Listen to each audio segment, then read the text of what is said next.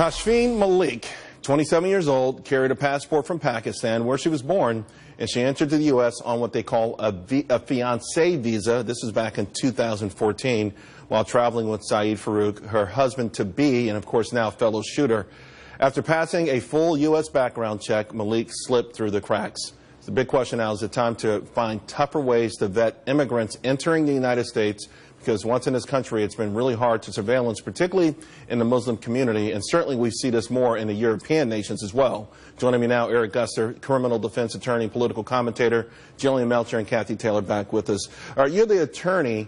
Listen, I know a lot of people saying a lot of things that sound like they go way beyond what's allowed in the Constitution, but there's got to be a way to make the vetting process more difficult.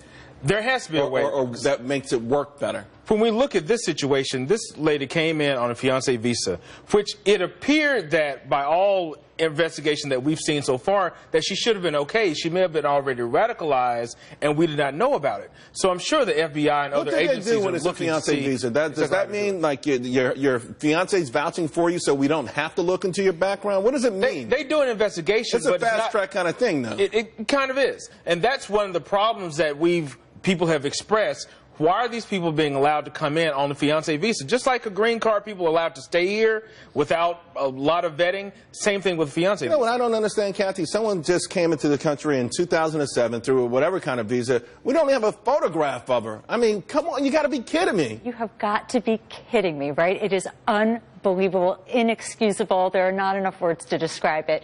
We need to fix this visa situation. And we can come up with all the immigration laws in the world. We could try to keep all kinds of people out, but we have a policy that needs to be fixed. And it's not just people coming in here. You know, it was really interesting. We're worried about Syrian refugees. We took maybe 2,000, give or take, last year. Canada took 30,000.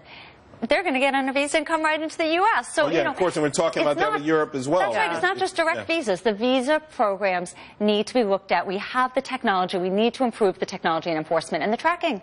And this situation has definitely made some people really rethink about the Syrian refugees, quite frankly. Because when you know that this lady came in on a fiancé visa and we know how she got here, people are really rethinking, should we be tougher on the Syrian refugees coming in? So it's going to be an interesting... Well, there's already a majority of Americans who thought it was a bad idea. Yeah. Now that number is going to be in the 80s, 90s perhaps. I got to tell you, Jillian, a couple years ago I wanted to put a flagpole in my front yard.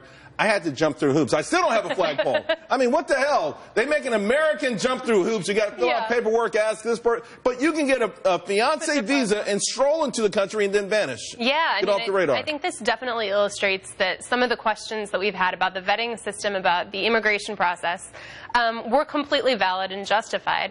That said, you know, my heart really hurts because I've interviewed a lot of these people. I know 1 in 10 Syrians are Christians. A lot of people in really dire situations. And this is going to make it much more difficult for them to escape. But it's the bleeding hearts like you that might be setting us up for you know, I mean, there's a point where you put your bleeding heart aside, isn't there, for the greater good? I think that we certainly need to look at ways that we can strengthen our vetting system. If you come from a country that's been bombed to hell and there are no records, I mean, what do you do then? I mean, at some point we got to say, listen, we want to help you, we'll send you some cash, food, or whatever, but we just can't take the risk, Kathy. Well, right, and let's not forget that these people don't necessarily want to come to America, as great of a land as this is. They want to be more at home, and so we need to be working as an international coalition to help make that happen for them. Not everybody wants to come here today. Yeah, no matter what Neil Diamond says. That's all right, right. guys, let's leave it there. We do have breaking news, of course, a lot of it all day long. The FBI now investigating the shooting in San Bernardino as an act of terrorism. And today, the Daily News, they doubled down on their attack on the NRA, calling its president a terrorist. Wow. Wait till we show you the cover and we'll talk about it. It's next.